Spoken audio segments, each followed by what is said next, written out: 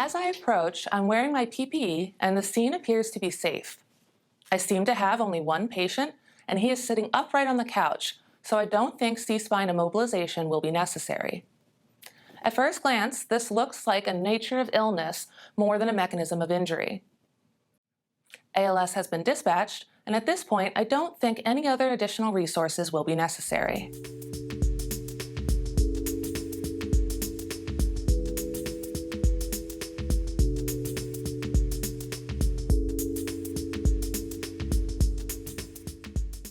He looks at me as I walk in the door, so I know he is alert on the AVPU scale. As soon as I see my patient, I begin to form my general impression. He is a male displaying obvious signs of discomfort, including Levine's sign, which is the hand clutching his chest, which can indicate cardiac issues. After introducing myself, I determine his chief complaint, which is chest pain. Hello, sir. Did you call 911 today? Yes. Okay. My name is Kate. I'm an EMT with Virtua EMS. What's your name? Mike. Okay, Mike. And why did you call 911? My chest hurts so bad. I'm sorry to hear that. Me too. Are you having any shortness of breath? No. I know my patient has a patent airway because he is speaking to me. His breathing looks adequate and he denies shortness of breath. His radial pulse is present, rapid and thready, and his skin is pale, cool, and moist. I don't see any signs of hemorrhaging that needs to be controlled. Right away, I have determined that this patient is a high priority.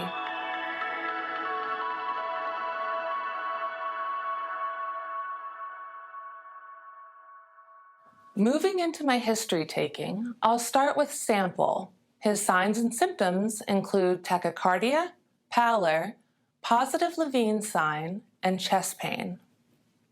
My partner's going to take some vital signs and I have to ask you a few more questions, okay? Okay. Okay, are you allergic to any medications or foods? No. Okay, do you take any medications? Yeah, take stuff for my heart, my blood pressure. Okay, where are the heart pills that you take? They're in my kitchen. Okay, my partner will go and grab those. Okay. What about your medical history? I got blood pressure problems. I got heart problems. I see a heart doctor occasionally. He says I got some problems. Okay. When was the last time you had anything to eat? Yesterday, I think last night. And what were you doing when the pain started? I was trying to move my couch. Oh, okay. Now I want to find out more about the pain that my patient is feeling. Utilizing OPQ-RST would be perfect for that. I'll start by reaffirming that the onset was sudden in nature and occurred during physical exertion. And what were you doing when the pain started? I was trying to move my couch. Oh, okay. Does anything make the pain better or worse? No, not really. It got a little better when I sat down. When you sat down, it got a little bit? Okay. What does it feel like? It's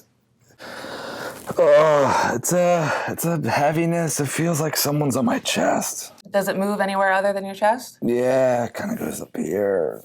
Okay. The neck. On a scale of 0 to 10, 0 being no pain, 10 being the worst pain you've ever felt in your life, where would you say you're at right now? 7 or an 8. 7 or 8? Okay. Yeah, but it's bad. Okay. And since it started, has it been constant? Does it come and go?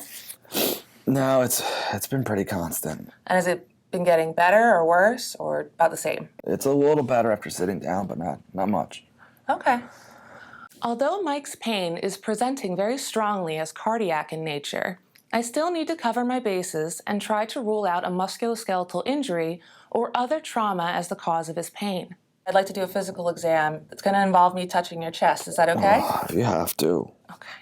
So just tell me if you feel any pain. No. Okay. Okay, can you lift up your arms for me? All right, does the pain get worse when you do that? No, it's still there. Okay. I want to give Mike aspirin because he is presenting with atraumatic chest pain. However, I need to make sure that there are no contraindications to this treatment. I can see that Mike is over 19 and most likely isn't pregnant, but I'll have to ask about the other contraindications. Mike, I'd like to give you some aspirin for your chest pain, and then I'm going to assist you with your other medication. But I have to ask you a couple questions before I can do that. I guess. Are you allergic or sensitive to aspirin? No. You currently bleeding anywhere? Any GI bleeding, anything like that? No. I also need to be sure that he hasn't taken the maximum dose of aspirin that I am allowed to give him already today. Have you Hurts. taken any aspirin today? No. I don't take my medications like I should. There doesn't appear to be any, and I confirmed that my aspirin wasn't expired during my rig check at the beginning of my shift. After that, I quickly run through the 6 rights of medication administration in my head. That is right patient, right medication, right route, right dose, right time, and right documentation.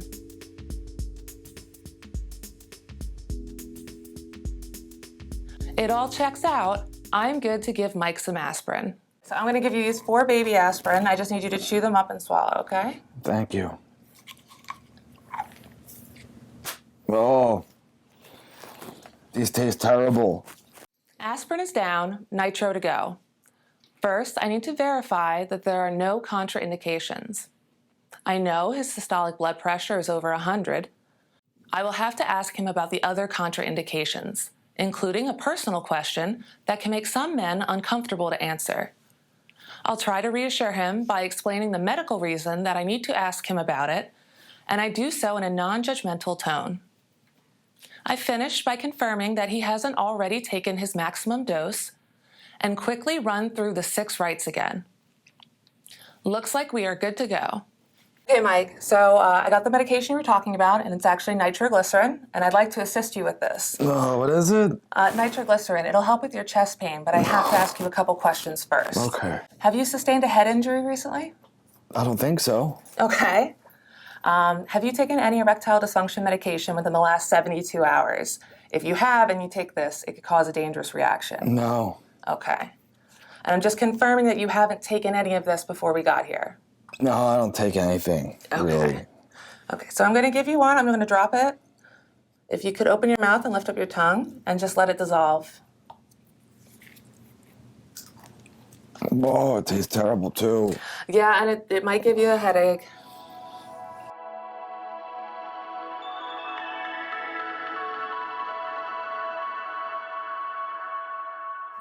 Okay.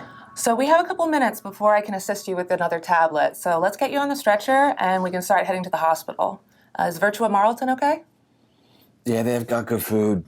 After about 2 minutes, my partner and I will obtain another set of vital signs, and I will ask Mike about any changes in his pain level. Oh, good news. My chest is feeling a little better. Okay, good. So remember earlier when I asked you to rate it on a scale of 0 to 10? Where are you at now? About a 5. Okay, that's good. We have to retake your vital signs and take your blood pressure again. Oh, God. I suggested Virtua Marlton because I know that it has cardiac capabilities. During transport, I am keeping an eye on Mike's airway, breathing, and circulation. I will reassess his vital signs every 5 minutes. I will also take a set of vitals and reassess his pain level after any additional doses of nitroglycerin.